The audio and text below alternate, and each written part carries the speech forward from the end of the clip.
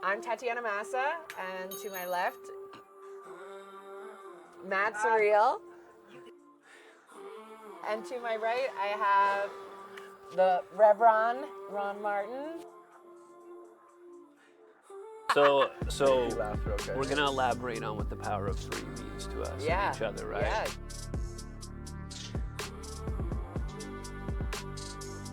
We're also going to be talking about mental health. We're going to be talking about topics that can also help other people just by watching. You know, the mind, body, spirit. Oh, it's live! All right, Teapot, episode 6. Episode 6. Welcome, everybody, to the Teapot Podcast. My name is Matt. I've got my good friend Ron Tiana, and I've got Tatiana over here, also known as Ron Root. Today we are going to... Not poor tea. Poor tea. Poor tea. Poor tea. Poor Petrie. Poor tea. Peach tea. Long run, Sorry. please. It's a long We're- road. We're having a moment. So yeah, today we're going to talk a little bit about loss. We're going to talk about youth having respect for adults. We're going to talk a little bit about a song of mine that I wrote that has to deal with loss. And yeah, we're just going to get right into it. I want to thank the T-Shot Nation for allowing us to work, play, and podcast on their lands, as well as the Hoopachesset Nation. And of course, big shout out to Rainbow Wave Studios, my co-hosts, and our team behind the scenes. Welcome to episode 6 of the Teapot Podcast. Thank you for tuning in, guys. We appreciate it. So right now, I'm actually currently in Las Vegas. So obviously we recorded this one before we left, just so that you guys will have continuous content. But I will be attending a Cheer Choice Awards ceremony.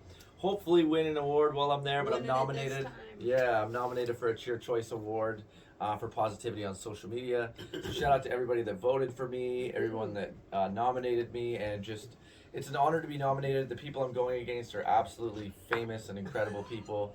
But we'll see what happens. Maybe the underdog wins this time, you know? Yes. So I've always rooted for the underdog, so that's kind of where I'm at. So with that being said, today's topic is loss. Yesterday was the anniversary of Kurt Cobain's passing. So hence the Nirvana shirts, hence Ron's beautiful Nirvana shirt. I like Chris Cobain. So yeah, he was my favorite musician. Very tortured soul, very intriguing and interesting artist. The way he went out wasn't what anybody wanted, but I know from experience in working in crisis work and having some people in my life that I lost to suicide, that when you're in that dark place, you're not able to think about anybody else. I often hear people say that was a selfish thing, or like that was a coward's way out, and I know too much about it, and I've had too much experience with it to believe that, because I know I've been in a dark place myself. Like, we're not robots, you know? We get into a place where we feel like, I can't handle this anymore, and you know, it'd probably be easier if I just wasn't here. And obviously I've had supports and stuff around that, but some people just don't have that, right? Or they don't have the willingness to carry on. So I don't think it's a cowardly thing, to be honest. I think it's a way of dealing with things, and I don't think it's a very permanent solution to a temporary thing. But with that being said, that's the way he went. So there was a lot of sad people, including myself. I remember exactly where I was that day when we found out that Kurt Cobain was gone, and you know, everyone was kind of pissed off and upset and stuff like that. So we're going to talk a little bit about loss today. I've had quite a bit of loss in my life, and I know a great deal about it. Unfortunately, I'm almost an expert at loss at this point. I've lost my dad, my brother, and my mom, two of my best friends on the same month as my brother. So very familiar with loss. So I think everybody's familiar with loss to some extent. right? Yeah, Well, there's some people that aren't, actually, you know what I mean? Like, so I had a partner who had never lost anyone, never lost a family member, never lost anything. So when she lost her pet, her cat, she was absolutely destroyed. Right. And so I want to talk about that too, because people's perception and how they deal with loss varies depending on their experiences. You know what I mean? So for me, like, I've dealt with so much loss that it's very devastating to me, but I feel like the time that it takes me to heal from loss has become shorter over the years. You know what I mean? Because like for when I was younger, I didn't cry at my dad's funeral. They all thought that I should be checked into a psychiatric facility because I just didn't have any emotion around it, and I dealt with it later and didn't really have the emotional capability. And of course I was like strung out on drugs back then too, you know what I mean? So it was very different to where like when I lost my dad or when I lost my brother, it rocked me. You know, it took me like 5 years to get over the survivor's guilt. I had lunch with him the day before, you know what I mean? And I asked him to come live with me, and he was like adamant that he wanted to stay at his house to be with his dog, and like took his life the next day, you know? So it was like, I felt so guilty for not just making him come with me or like staying with him and like being there to like support him a little bit more. But the thing is about it is you don't know what you don't know, right? So I over the years have gotten skills working in crisis work to be able to recognize those signs and talk people through it and really de-escalate situations and get supports in place. And I had to learn that, you know, and I wanted to learn that. When my brother took his life, I basically went to the Crisis Society and I wanted to figure out exactly what I could say on a checklist to make people not die anymore by suicide. And what I discovered after, 6 to 8 months was like, throw the checklist away and just have an honest conversation with people. And that's what we're here doing, right? We're having honest conversations so that we hope that you guys will gain some knowledge from these conversations that we have, right? And really just take away some tools maybe for your toolbox. And I didn't have any tools in my toolbox when that happened. I didn't really know what to do, and I didn't know what to say, and I didn't know how to support properly. And what I discovered was most people just need a conversation. They need you to ask. My opening line is always, what's going on for you? Because it's very open-ended, right? They don't have to answer with the darkness if they don't want to. They can start with some just, oh, well, this is happening, and generally it'll lead into like a deeper conversation. And that's the thing about today, is we talked about this earlier, is with so many people having to work harder and work longer hours, people just aren't finding the time to be able to have that 10-minute conversation with people. And sometimes that's really all it takes. Like, if you don't believe me, you're going to the grocery line next time and the person says, hey, how's it going today? Try being like, well, I'm feeling a little depressed and suicidal today, and I'm a little anxious that my credit card's not going to go through, right? And then they're like, oh, boop, boop, boop, like your groceries are flying through. Because most people, when they ask you, how are you doing, all they want to hear is, I'm fine. They want to hear that 4-letter F word, right? Which I call it. They want to hear that you're fine, because then they can carry on with their day and they don't have to get entrenched in what's going on for you, right? And most people will say I'm fine because they don't want to burden other people with what's going on for them.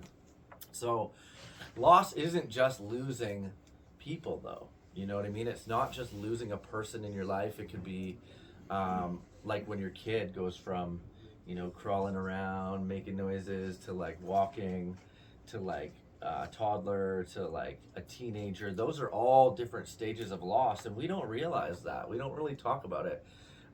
Like, for instance, my kid, I used to love standing by his door and listening to him play with his toys. He'd be like, I'll get you, da da da da da. And sometimes I would just like sit there and just bask in it and just glow. And then I remember the day when he said, Dad, I don't need these toys anymore. I don't play with toys. And I was like, I was devastated. It was a loss, right? I kept having more children to solve that problem. Right? Yeah, there you go. That's the solution, guys. Just keep fucking. Yeah. It can solve a lot of things. It can solve world. It could also create. It can create more a issues. lot of problems. Yeah. So yeah, people don't really realize that those are different losses, right? When you get older and we fight and wait until we can be an adult, right? And we're really anxious, and then all of a sudden now we're an adult and we've lost that youth side. And then when we get older and we might maybe have to retire, and now we're like losing our sense of pride in our job, or like when we get even older and we can't have a license anymore, we can't drive, so now we're losing our mobility, we're losing our independence. So those are all losses too, and like we don't really think about that too often, right? And those life changes, those subtle life changes, are losses in a way. You know what I mean? I mean, pets are a cycle that we've kind of normalized, right? Because our pets, we generally outlive our pets, right? We get them kind of knowing that they're not going to last longer than we are. So that's a cycle of loss that we've kind of normalized, like our increased even, because pets become like family. Yeah, the new children. Yeah, I know lots of people that their fur babies are their babies, Yeah. right? And they don't even have kids. Yeah. So those losses are even more devastating for them, right? Whereas like when I was a kid, my mom had like 14 cats at all times. Oh, gross. Which is, yeah, super gross, Sorry. right? No, it's the truth. Yeah. Yeah, you can imagine my childhood. But cat anyways, hair. oh man, The it clothes. just never ends, Yeah. right? They smell like a litter box. Oh my god. So, but the thing about it is I was so used to pets dying. Right. You know, I was so used to a cat got Which run you should over, be. That's dark. or a cat got eaten by a dog, Right. or like a cat just died because it was old. So like I started dealing with those losses at a young age. Yeah. So it's now, like, it's just, I don't know that it doesn't affect me as much, but it just, I don't think it, like if someone loses their pet, I'm like, oh, that's really sad. And they're like, but you don't understand. And I'm like, okay, but yeah, like you can get another one. I don't know. Like the thing is though, if I lost Stella, I would be absolutely devastated. Like she's a member of my family, you know, like, so I don't know, man. I don't, When? Are you a cat person or a dog person? Oh. I want you guys to let us know. I don't know. I like them both, really. You like both? I like to have both. I Do you guys- also you have guys- lizards and fish, so I like lots of pets. You don't have a dog though, do you? I do. You do. Her name's Diamond, because diamonds are a girl's Diamond. best You friend. have a dog? Yeah, she's beautiful and Why have I We've never never seen seen your your dog? she's wonderful and really well behaved. And hidden in the bathroom. No, Yeah. no, she just She's stuffed on the mantle. Yeah. What kind of dog is it? No, those aren't my dogs that are stuffed. Okay. What kind of dog? She's a Shiba Inu yellow lab. What the What? hell did you just say? Shiba Inu. She's super cute. She's She a looks what like a and where? permanent puppy. She doesn't like to stay up late, and she sleeps in, and she doesn't like the rain, and so she often is just sleeping on a couch somewhere. I have been to your house a number of times and never seen a dog in your house. Have you ever seen a dog there?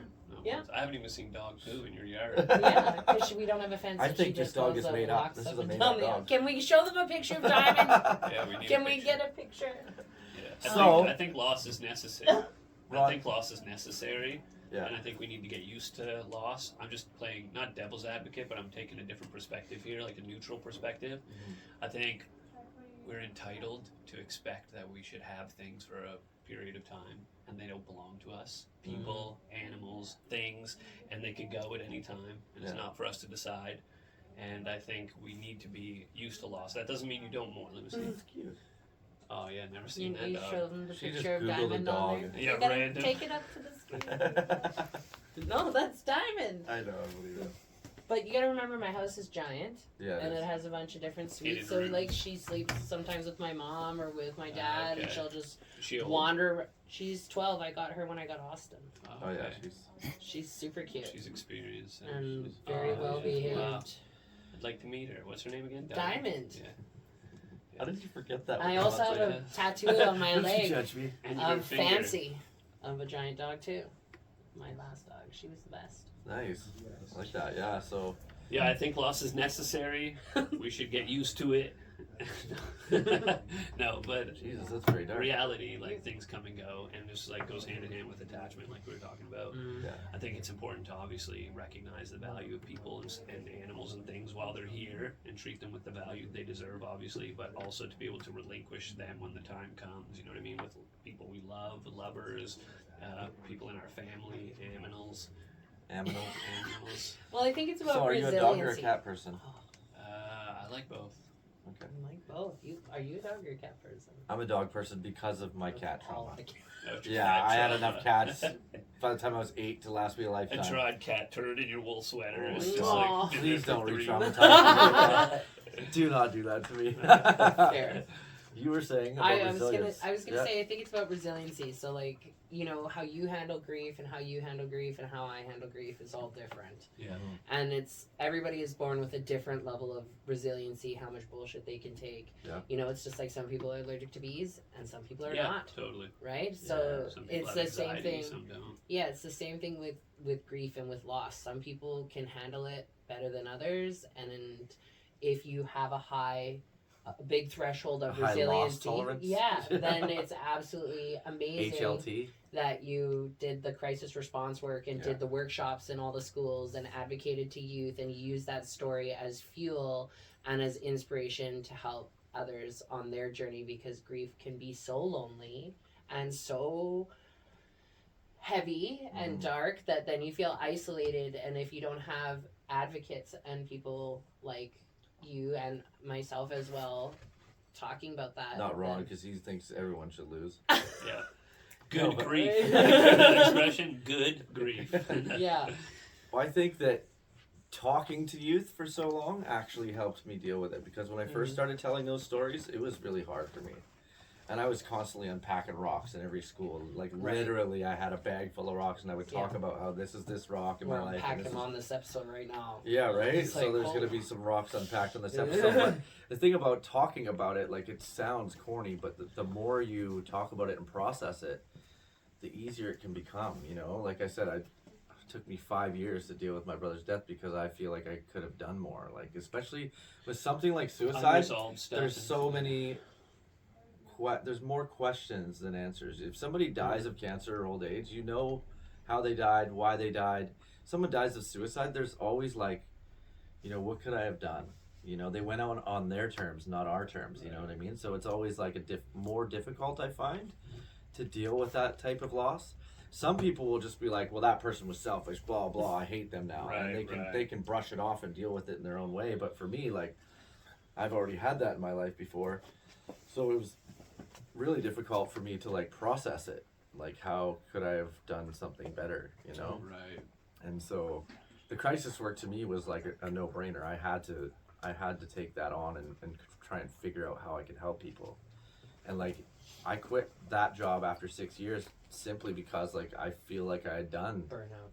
Yeah, it was not only burnout. I was answering the phones too. I was answering crisis lines and going to schools and talking to people 24/7 online and in my inbox because they knew I was a crisis worker. Right. So it'd be like, my cousin's sister's aunt is freaking blah blah. Can you call them right now? And I'm like, it's 3 a.m. Like, no, I need to go to bed. Like, so for the first year that I did that work, I was 24/7 crisis response. Wow. And after a while, I had to be like, I need to set some boundaries here. Like, I need to like tell you, here's the crisis line number. I'm having dinner right now. Yeah. Like, as much as I really want to help you, and I'm a helping person and caring person, I can't do that 24 hours a day and 7 days a week and still have my own mental health be okay. You know what I mean? Because it was wearing on me, and I was just like, I would take it home with me. You know, I'd get 100%. I'd get a call that sounded like my brother. You know, and I'd be like, and I'd go into like full on, like, I gotta save this person mode, you know what I mean? Like, I have to do everything I could when really I just needed to take a step back and like really just do what I was doing normally for everyone else, you know what I mean? I talked to people that, my mom called the crisis line and got me on the phone. And I had to pretend I was someone else because my name was totally different because you don't use your real name on the crisis line, right? So it was like, I had to talk to my mom, and she was just like, is this Matt? And I was like, no, blah blah blah, like, that's not my name. And I had to just like, Sorry. it was super traumatizing, right? Super sad. And she called there knowing that I worked there, you know what I mean? So it was like, it was wild, right? So yeah, it's different for everyone. Like you said, everyone deals with loss differently, you know, and I think it's based on our experiences, based on our values, based on, you know, what our parents did. But the thing of the matter is like, a lot of our parents didn't really even talk about their losses or like how it affected them, right? Because like, it was mostly like taboo to like tell everyone your problems back then. Yeah. You know what I mean? I saw a lot of mourning, but not a lot of discussion about it, you know. Right? I feel like I saw a lot of discussion. Yeah. But it was like my mom was a single mom without like totally exposing all her faults because she's still with us. Love you, Mom. Hi, Tad's mom. It was heavy. I think there were some mental health issues there, and it was intense. And she did talk about the struggle, but I think that came more from having like a single income in a really expensive world and trying to make the best. And she made positive decisions, and it was still a struggle for her. So I think that is why I too was inspired to get into mental health and help people deal and manage with their loss and with their grief and with their emotions. And one of the things that they teach you in like suicide first aid basically is that you can't always be that person, and that sometimes that person is to just direct them to another person. Yeah. And that's what I've learned, that's the kind of first aid and like suicide support that I can offer, mental health that I can offer, is directing you to someone else. Right, within your emotional bandwidth. Yeah, because that's all I can do. Maybe it's because I'm a mom of 4, maybe it's because I've served enough years, whatever. I don't care what the reason is. I know that is just that's my capability. It's also with first aid too. So just so you guys know, if either of you have a jammer on this stage, I will not be giving you CPR. Oh, come on. I will drive to the nearest store to get the defibrillator, which It'll is be at too late by Shoppers, then. and Ron then will I'll give you come CPR. back, and then I'll call 911 on my way. We'd be But gone. that's- We'll be gone. Well, I've done my Too late. best. Right? I've done my best, but I ain't giving you CPR. So, Just so you know. That's So good to just know. so you know. Damn it. So loss is like losing our sense of self. You know, we kind of like, we feel like we're kind of lost in the moment when we don't have that person, whether it be for selfish reasons or whether it be, you know, like that's the person we really depend on, or I could have done more. And I think that we often overlook that, especially when it's just happening so much. So yeah, I think like you said, I served my time. I did 6 years in crisis work. I did 6 years of going to schools at 8 in the morning and rapping after doing a show the night before till 2 in the morning. Right. So like, I was like, I don't want to be this 45-year-old rapper rapping in front of youth anymore. Like, Right. being like, listen, Uncle Surreal. Like I was just, I served my time. I did my thing, and I moved on to First Nations Yeah. retreats, and now I'm into supporting adults with disabilities. Neat. So I'm still in mental health, and I've been doing it now for 10 years. But Ron does the same job as me as well. So yeah, what do you think? What's your take? Like, cause you've lost a lot too, Ron. Yeah. Like you've. Yeah, I had think some I just losses. wanted to. I processed the loss and dealt with it in my own way, and then I wanted to just move forward and past that. I felt like I just wanted to find closure with it all, and I felt like part of me dwelling on it was hanging on to things which would create more suffering for even those who have passed on or the things that have gone, and I didn't want to create that that feeling of like I miss and like worse, you know, all those horrible feelings that are amidst there. So I just wanted to be like package it up nicely, you know, like bury. You know, it's interesting the physical things that happen, but just make peace with it, wrap it up nicely, still have the memories, but move forward and help other people when they're going through things. And I've helped lots of people with their loss, and that's why I started working with adults with diverse abilities, just supporting people who are going through loss. And it's like the back end of that kind of stuff, you know what I mean? I didn't want to dwell within the loss. I'm a heavy feeler. Right. And I didn't want to dwell amidst all those feelings. You wanted to be proactive. Yeah, I kind of wanted to just move away from it. Yeah. I put a bow on it and move on with it. That's And lovely, just accept though. it, That's you know? incredible, though. Like, that's super strong. When I lost my mom, it was like a joyous thing in a weird way. You know, like her suffering was over. Right. Yeah. I got time to reflect on all the good things. Like her passing was a gift in a way, in a strange way too. So I wanted to have a celebration of life. When I did her eulogy, it was more like talking about all the good things and about that she helped me realize, and it was more of a celebration of life thing, you know. Well, that transitions perfectly into what I was gonna say. We used to have a lot more rituals for transition. Yeah. You know what I mean? Like Vikings used to like set their bodies on fire. First Nations people do a burn, you know, once a year on the anniversary, where they'll send food and clothing up to the person's past. Sacrament. I've been part of those ceremonies before, like where I go and they put a surreal sweater down and cedar boughs and plates of food that was the favorite food of the young person, and then they set it all on fire, and it goes up to where they are so that they can enjoy it again, right? Crazy. And gifts in loss, you know what I mean? Because there can be gifts, and it's hard to look at those gifts. And for me as a crisis worker, I wasn't gonna be like, hey, could be one of the greatest things that ever happened to you. Right. But at the same time, when I lost my dad, like my life changed drastically. I left my abusive, drug-fueled house, put myself back into foster care, put myself back into school, you know, that changed. Those are the gifts. Those are the gifts, yeah. like, because if my dad hadn't have passed away, I would have stayed in that life. I'd be like a junkie or in jail or dead by now, because it was just a continuation of that cycle. And the last thing I ever said to my dad was "fuck you."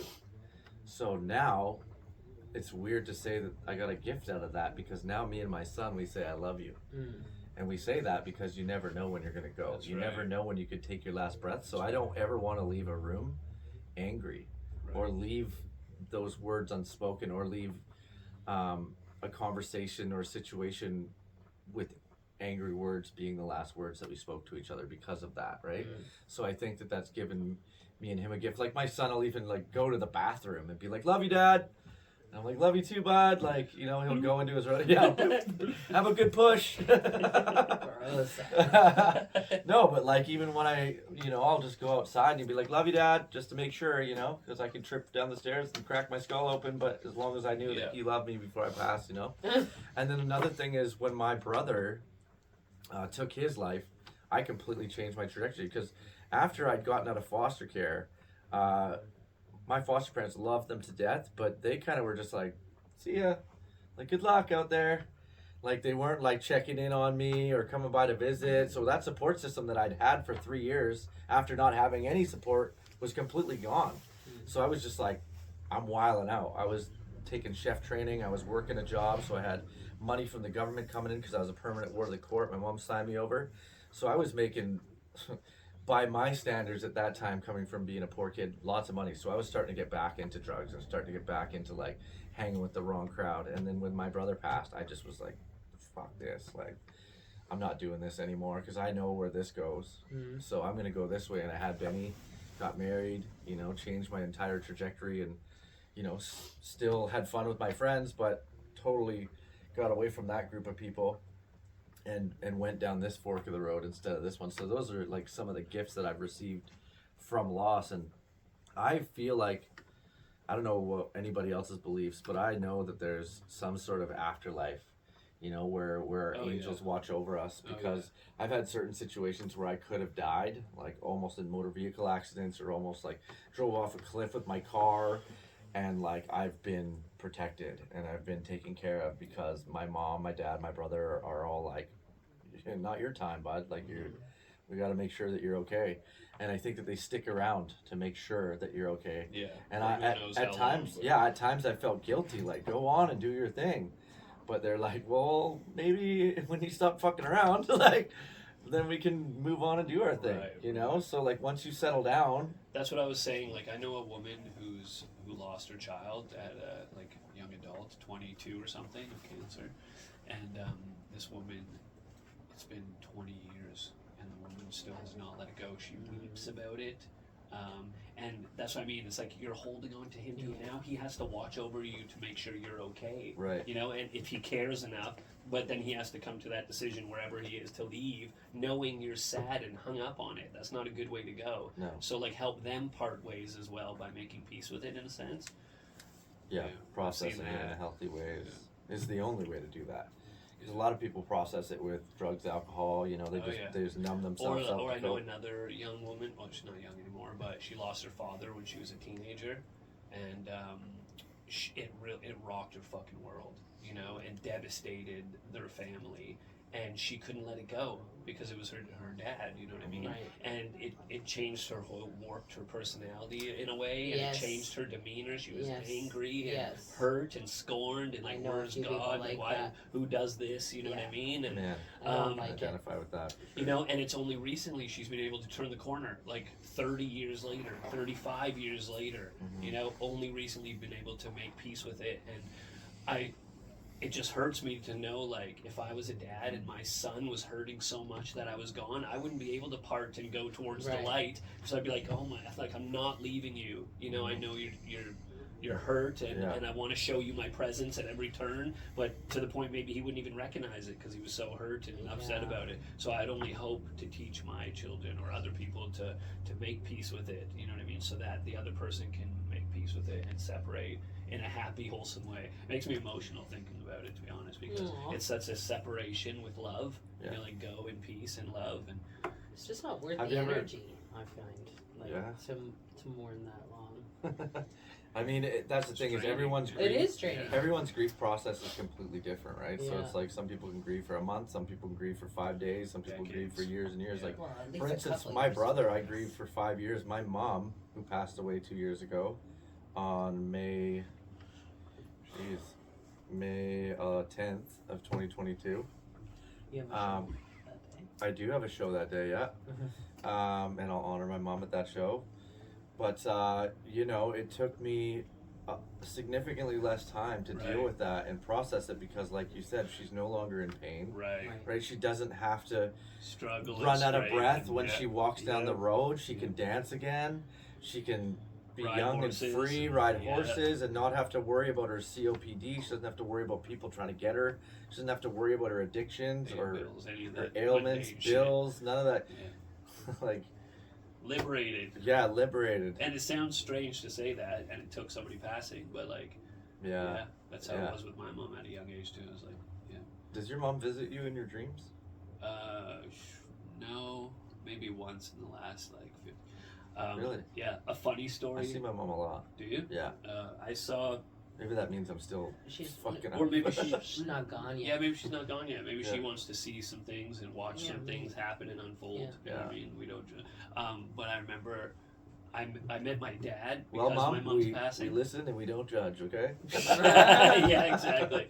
Yeah, anyways, when I woke up from my mom's funeral, I was like sitting at my dad, who I just met, sitting at his. Yeah, it was a tough time, but yeah, my mom came to me in a weird scenario, and it's just weird how they stick around sometimes for certain things, and then you never know when they're there. Yeah, the odd time I'll be driving actually, and I'll be listening to a song or something, and I'll know my mom's there, and I'll talk to her out loud. I'll be like, love you, Mom. Like, I know you're here, and I know you're watching in some way, or you have a little window you can see what's going on, and I'll just like, be like, love you, Mom. I know you're here. I feel your presence, or the memory of you. You know what I mean? I like that. Is it Mexican tradition, the Day of the Dead? Yes. It's so beautiful. Right. Have you ever seen that movie? Yes. You know, Coco. Coco. Is it Coco? Yeah, Yeah, Coco, it's so beautiful. So good. And they put like pictures of their passed away Yeah, family and all the members, and they flowers honor and them all on the that day. food, Yeah, yeah. and they remember them. Yeah. It's a beautiful tradition.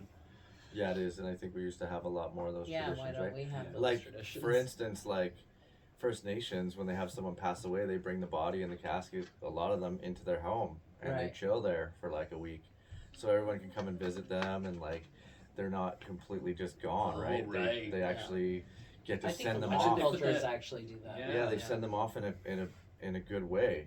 Yeah. You know what I mean? I think as white people, we're some of the only people that just stick our old people in homes. Oh, Whereas, like a lot of other cultures, they make them move in with them and Yeah. they Right. take care of them That's until true. the end of life, Yeah. and they actually last longer physically and mentally.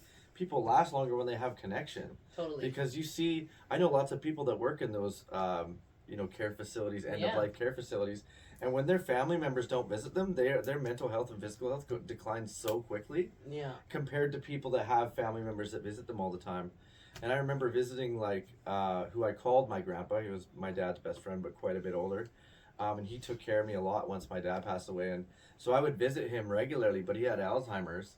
Oh. So he would say, "Hey, how's your dad doing? How's your brother?" Oh, right. And I was like the first few times, like probably 2 or 3 times, I was like, "Al, like you were at their funeral. Right. Like you know that they're not here anymore." And then Right. you could just literally see his him face relive. Re-grieve. He would Yeah. relive it every Terrible. time. So I did that twice, and then I was like, Mm, man, I don't even want to come here because Yeah. it's hard for me, and it's super hard for him. So one of my friends that worked there was like, hey, Just tell him next they're time good. he says that, just say they're great Yeah. and move on, and then Yeah. he won't know the difference, right? That's right. And then that way, when you leave, he's not sitting here crying Yeah. because he's re-grieving their loss again, Yeah. right? Because he still thought he was a reporter in Toronto, Right.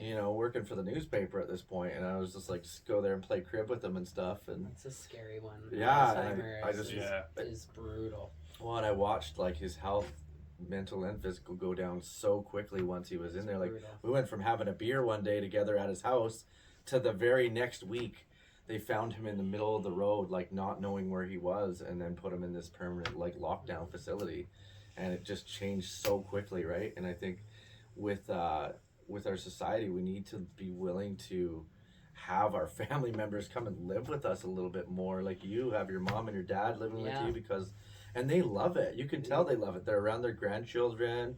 Oh, You know, they're having a good time. there's another aspect of that though. Yeah. Actually, my dad's parents are going through dementia and stuff like that.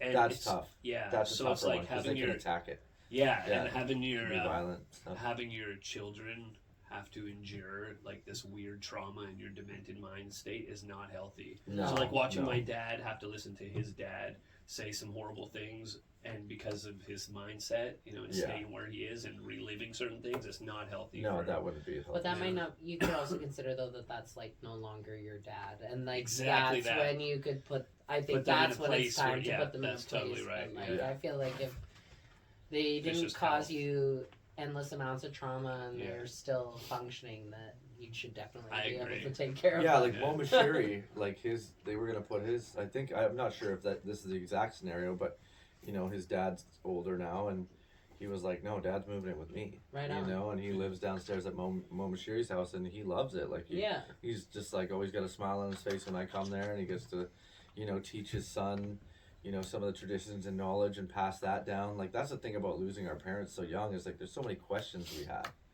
You know, I have so many questions that I wish I could just ask my dad about, or ask my brother on his advice on things, you know? Right. And sometimes I do, just out loud. I'll just say it out loud because I know they're listening. I don't always get the answer that I want, but like, you know, as long as you're willing to know that they're still out there somewhere. And I was just having this conversation the other day because I have my mom, my dad's, and my brother's ashes all in my house.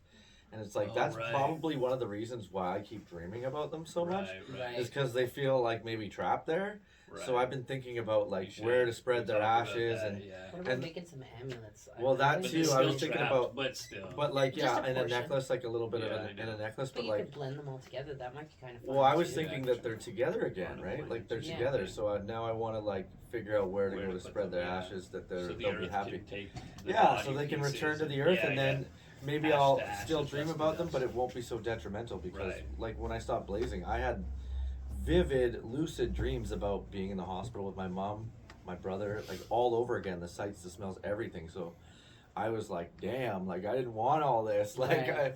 like this is what the weed was hiding. You know, Right. this is what was trapped in there, like not being resolved. So like I had to defrag and put it all in the right place. So yeah, there's a lot to talk about with loss. I mean, we all have it, right? So I think I'm curious to hear your guys' take on it.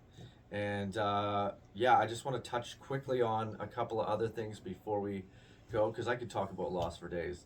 I wanted to talk about youth and showing respect to adults. Now, my son has always had what I call a healthy fear of me, right? I've never had to raise my hand. I rarely have to raise my voice. I still do the count to 3 thing. Maybe you're if just I get to really 3, lucky. I'm really lucky. I'm actually really, really lucky. My son is one of the absolute best humans on the planet, and I couldn't have asked for a better son. He was born on. He was born on Christmas Day. It was a So gift. And the cute. funny thing is, I used to dislike Christmas a lot because I grew up poor. I never got toys. I got to see my friends all get their new toys, and it was super sad for me all the time. And to the point where I was like a Grinch.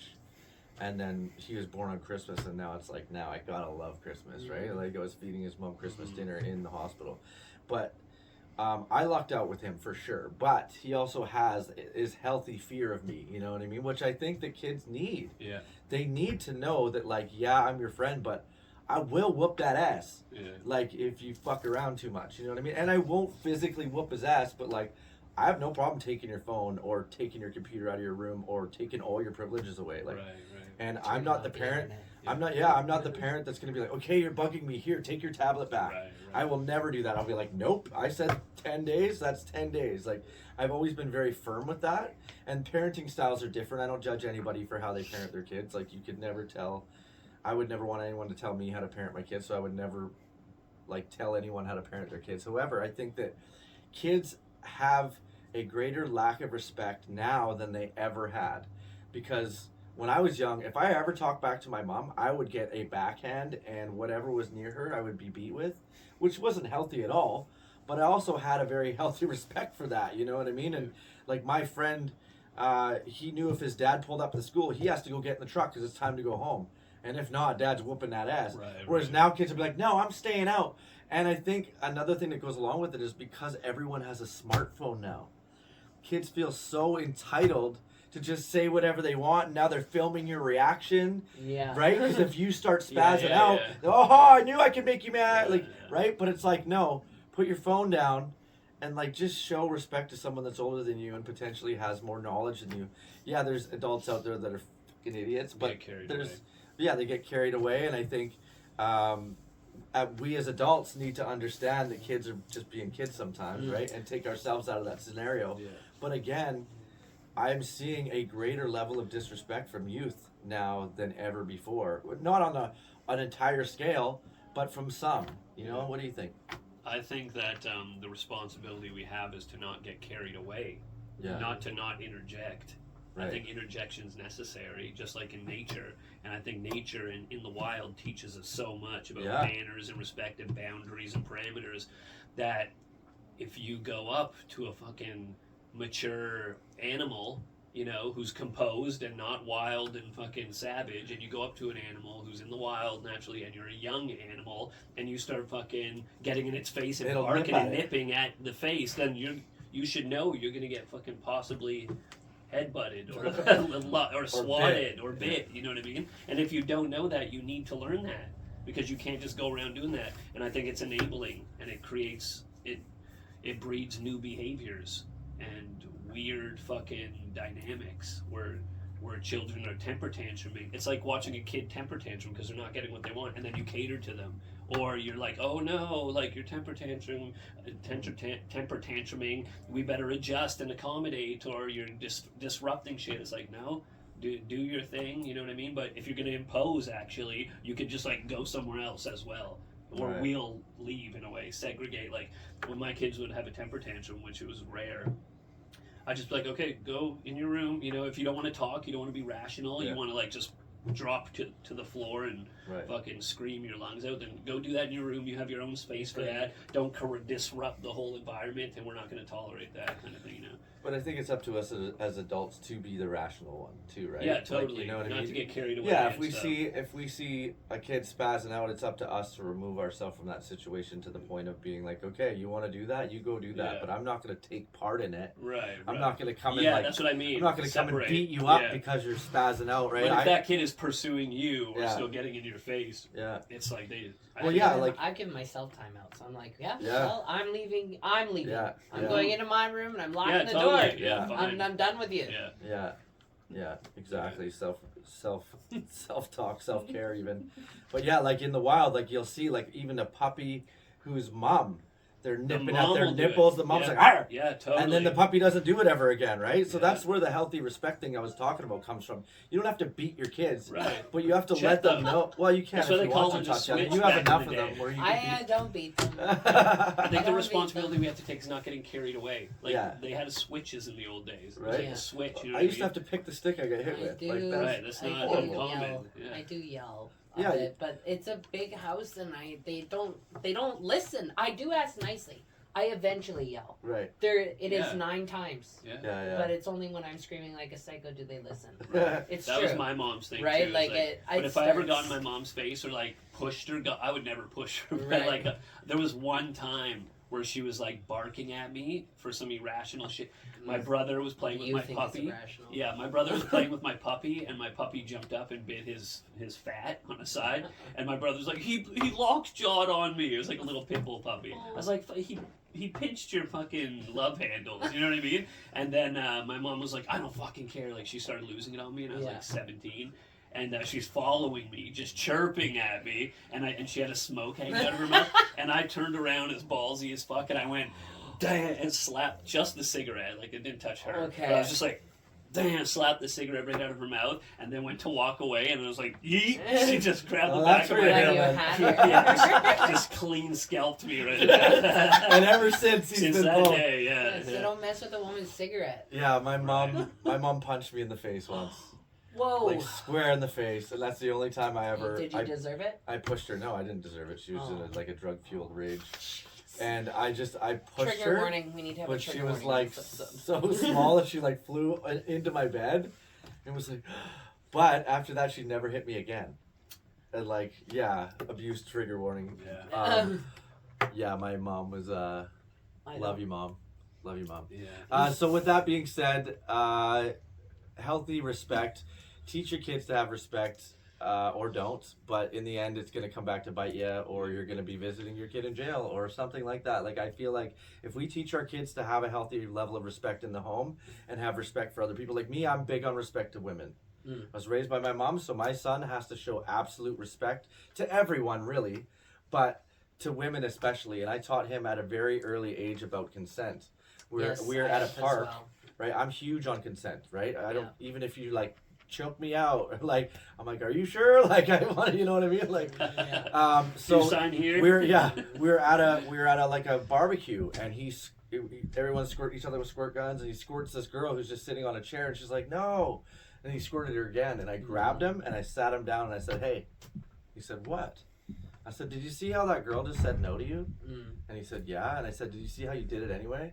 He goes, yeah. I said, don't you ever do that again. Right. If a girl says no, I don't care if it's a water gun, a cup of tea, nothing. We never speaking got a of cup which, of tea. Right? Never got got our cup tea. of tea. Can we still Teapot have one with for no the tea. end for a cheers? Jesus. Boiled some water. I'm wanting to Damn say it the whole Terrence. episode. It's just pot today, no tea, guys. So yeah, I taught him right there and then about consent, you know, and I think that was a simple way to do it. It was a very good metaphor for it. Yeah. And it was like, don't 5 no's, it's a no. No. No, wait, I got No. that wrong. No means no in any situation, and if a girl doesn't want to be squirted, don't squirt her. In any form, anyway. You know? Yeah. Wow. Are you sure you always ask consent for that last Yes, one? I do. Always, always, always. No. Where would you like to know? And then the last thing I want to touch on is my song called Not Around. It's a song about my mom. It's a very deep song, and if you've ever lost someone, please give it a listen. It is available on all platforms, Spotify, iTunes, all that kind of good stuff. And it's really just talking about, losing your loved one. And if you want to have a good emotional moment, or you feel like, crying's good for you. There's some toxins in our body that we can only get rid of through tears, right? Woohoo! So I think that listening to a sad song Thank you, sometimes Cody. can be very sad at the time, but it can also be very relieving. I don't know if you notice if you've ever had like a really good emotional day, where you're upset or you're crying, and then it feels very heavy. You feel tired that day, but the next day you feel lighter. Oh, yeah. Like you actually feel a little bit of relief. Yeah. Because you've allowed those toxins to leave your body. So, I cry all the time. right? So My eyelash tech hates it. she It's always, Coming it's always unglued. can tell when it's been a rough week. probably loves it because she gets more work out of it. Yeah. Coming But- unglued. But yeah, basically, cheers, guys. All right. Teapot. Cheersing, Yeah. not cheersing. Thanks. Oh, that's hot. It's in hot water. It's not steeped enough for you. No. Vanity. Vanity. Vanity. It's Mr. Steve T to T. you. I'm Mr. feeding the T, food. Vanity. So yeah, if you want to have a good emotional song, listen to Not Around. It's a good song. I wrote it. Raymond Salgato's on it. We filmed a video for it. Did I sing that song? Was I singing that song? Yeah, clearly it's you, Yeah. Ron. Yeah. This is. Yeah, Ron actually wrote the whole thing The too whole about thing. my mom. About, yeah. My mom's gonna come. It's visit an you. inside joke. My mom's gonna come visit you in your dream now. Be like, you motherfucker. Flying ghost headbutt. You ever had one of those? So yeah, thank you for tuning in for episode 6 of our Teapot podcast. We really appreciate you guys for coming and checking us out all the time. And just to let you guys know, we are looking for some sponsors. Yeah, we are. Tetley, We desperately Nabob. need them. Tetley, We Hennessy, cannot no. get our tea. Yeah, if anybody ever wants to sponsor our podcast, please hit us up in the DMs. We do this with a crew and in a location where we do pay to use the space. So if you guys feel like this is something that you'd want to support and get on board with, now is the time, because we're only going to get bigger and better. That's right. And more production and more numbers Start after having this. So guests too, yeah, eventually. having guests. We'll throw your logo up after the podcast ends, or we'll mention your name during the segment, things like that. We can upgrade stuff, with Ron this can one. Yeah. Ron can write you a love ballad Yeah. about your business. Totally. Yeah, Start getting those tea balls that flour. And Yeah. a, You drop, gotta a watch clear teapot. Yeah. yeah. We could actually get oat milk for our tea instead This of is just this is only a level 1 teapot. Hose Yeah. water. level 1. It's wood. So yeah, guys, Hose water. if you do want to sponsor, please let us know. I want to give a big shout out to the sponsors that I do have right now, which is Mambo Signage and Next Level Audio, need Gina's a Mexican sign. Cafe, Alpha Gold. Alpha Gold, Fork and Pork, and Funtime Photo Booth, and Corn Hub. Flow Septic. Anyways, They make- thank you to all the they make sponsors that have corn helped me skewers. throughout my career and have kind of helped us, do our thing over the years. So, yeah, be in Vegas next week, and maybe we'll do I'll do a live on my Facebook from there and just let you guys know what's going on. But I just wanted to thank my co-hosts Ron and Tatiana for taking time out of their day to listen to me ramble about loss, and I want to thank Heal. yeah, I wanted to thank you guys for helping us heal by talking about this, and I hope that you got some messages or some takeaways from this episode. And please tune in again for episode 7 coming up, and we appreciate you guys, love you guys, and we'll see you next time.